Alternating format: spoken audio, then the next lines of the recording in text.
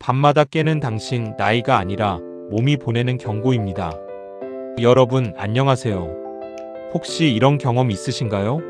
잠자리에 누워서 분명히 잠들었는데 새벽 2, 3시쯤 눈이 번쩍 떠지는 경험이요. 그리고 다시 잠들려고 해도 좀처럼 잠이 오지 않아서 뜬 눈으로 천장만 바라보다가 아침을 맞이하신 적 한 번쯤은 있으실 겁니다. 많은 분들이 이렇게 말씀하세요. 나이가 들면 다 그런 거지. 젊었을 때는 안 그랬는데 이제 잠도 마음대로 안 되네. 그런데 여러분, 이 말씀 오늘은 조금 다르게 들어주셨으면 합니다. 밤에 자주 깨는 것, 단순히 나이 탓만은 아닐 수 있습니다. 우리 몸이 우리에게 무언가를 알려주려고 보내는 신호일 수 있거든요. 오늘은 그 신호가 무엇인지, 그리고 우리가 오늘부터 실천할 수 있는 것들이 무엇인지 차근차근 함께 짚어보겠습니다. 나이 탓이 아니라 몸이 보내는 신호일 수 있습니다. 일부 잠이 이렇게 중요한 이유. 잠은 몸을 회복시키는 시간입니다. 여러분, 잠이라는 게 그냥 눈 감고 쉬는 시간이라고 생각하시는 분들 많으신데요. 사실은 그렇지 않습니다. 우리가 자는 동안 몸속에서는 정말 많은 일들이 일어나고 있어요. 첫째, 면역력입니다. 잠을 자는 동안 우리 몸은 면역세포를 만들고 정비합니다. 잠이 부족하면 감기 같은 작은 병에도 쉽게 걸리고 회복도 더뎌지죠. 둘째, 기억력입니다. 낮 동안 우리가 보고 듣고 느낀 것들, 이걸 뇌가 정리하고 저장하는 시간이 바로 수면 시간입니다. 요즘 자꾸 깜빡깜빡 하신다면 수면의 질도 한번 돌아보실 필요가 있어요. 셋째, 혈압과 혈당입니다. 잠이 부족하면 우리 몸은 스트레스 상태로 인식해서 혈압을 올리고 혈당 조절 능력을 떨어뜨립니다. 고혈압이나 당뇨를 관리하고 계신 분들이라면 더더욱 수면에 신경 쓰셔야 하는 이유입니다. 넷째, 근육입니다. 나이가 들수록 근육이 빠지는 게 자연스러운 일이지만 깊은 잠을 잘 자야 그나마 근육을 유지하는 데 도움이 됩니다. 잠을 설치면 근육 회복도 그만큼 더뎌지는 거죠.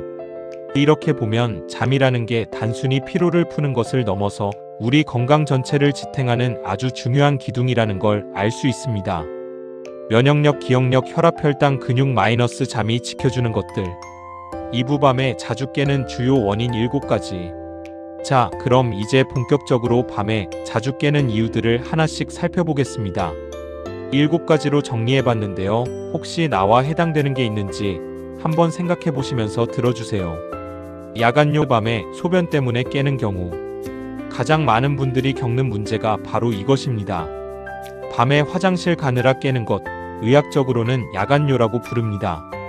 남성분들의 경우 전립선이 나이가 들면서 커지면 방광을 눌러서 소변을 자주 보게 됩니다. 여성분들은 방광 근육이나 골반 기능이 예전 같지 않아서 소변을 참는 힘이 약해질 수 있어요.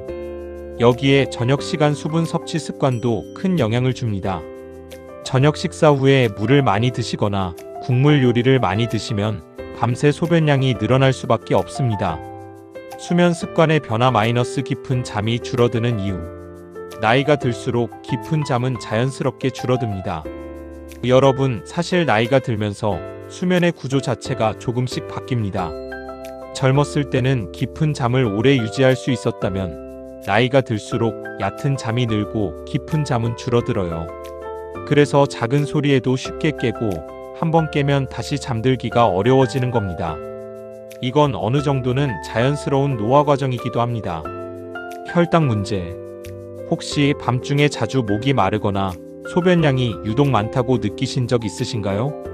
이런 경우 혈당 수치와 관련이 있을 가능성도 있습니다. 혈당이 높아지면 우리 몸은 이를 소변으로 내보내려고 하고 그 과정에서 갈증과 잦은 소변이 함께 나타날 수 있거든요. 반복된다면 혈당 검사를 한번 받아보시는 걸 권해드립니다. 스트레스와 걱정. 낮에는 바빠서 잊고 지내던 걱정들이 밤에 누우면 스멀스멀 올라오는 경우 많으시죠? 자녀 걱정, 건강 걱정, 경제적인 걱정, 이런 생각들이 머릿속을 채우면 몸은 피곤한데도 뇌는 계속 깨어있는 상태가 됩니다. 이게 새벽에 깨는 원인이 되기도 합니다. 카페인과 생활 습관. 카페인은 우리가 생각하는 것보다 몸속에 오래 머뭅니다. 오후 늦게 드신 커피 한 잔, 혹은 진한 녹차 한 잔이 밤늦게까지 신경을 각성시켜서 잠을 얕게 만들 수 있어요.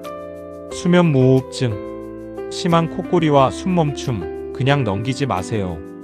배우자분이 당신 코 골다가 갑자기 숨을 멈추더라라고 말씀하신 적 있으신가요? 이건 수면 무호흡증의 신호일 수 있습니다.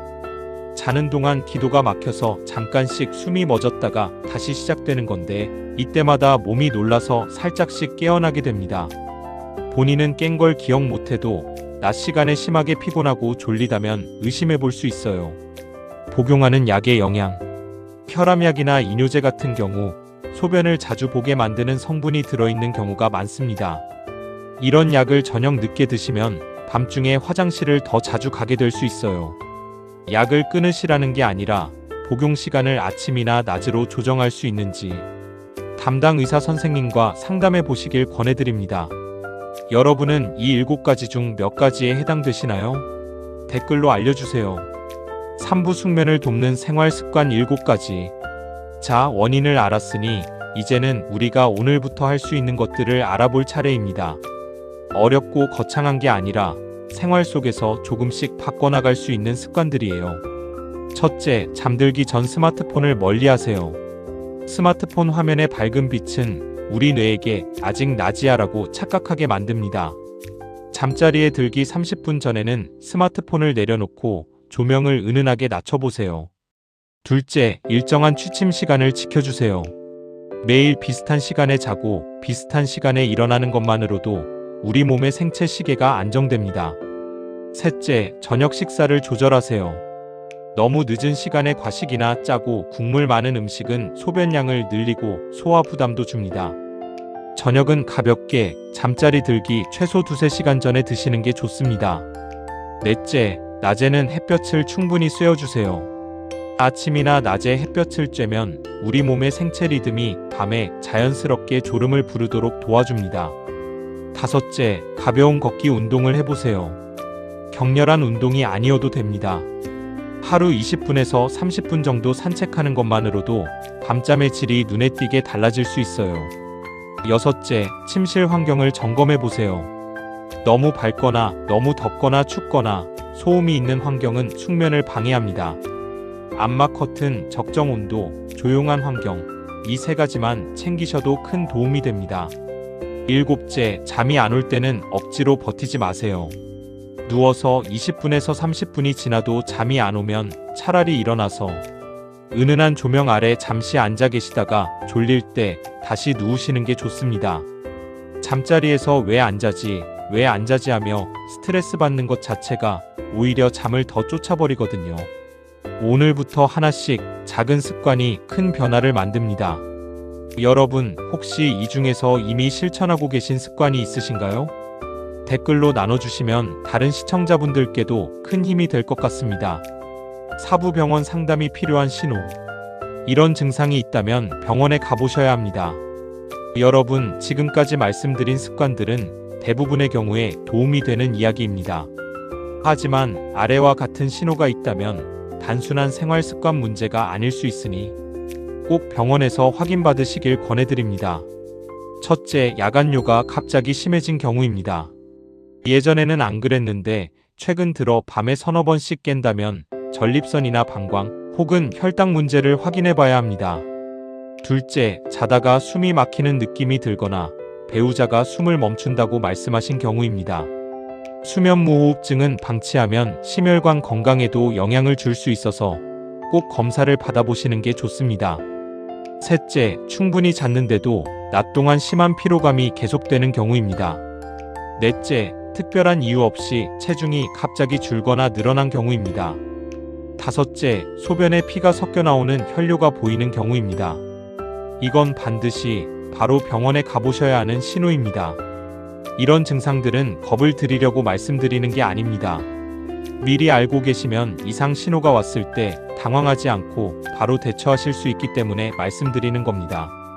정확한 진단은 담당 의사 선생님과 상담하세요. 여러분, 오늘 말씀드린 내용 어떠셨나요? 잠은 나이가 들면서 어쩔 수 없이 포기해야 하는 것이 아닙니다. 오히려 나이가 들수록 더 신경 써서 관리해야 하는 소중한 건강 습관입니다. 오늘 알려드린 7가지 원인 중에서 나에게 해당되는 게 있는지 한번 돌아보시고 7가지 습관 중에서 하나라도 오늘 밤부터 실천해 보시면 좋겠습니다.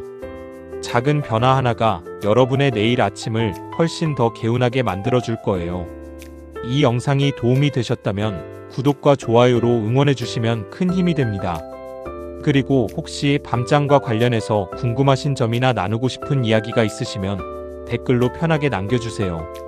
다음 영상에서 더 유익한 이야기로 찾아뵙겠습니다. 여러분, 오늘 밤은 부디 편안하게 주무시길 바랍니다. 감사합니다. 잠은 포기하는 것이 아니라 관리하는 것입니다.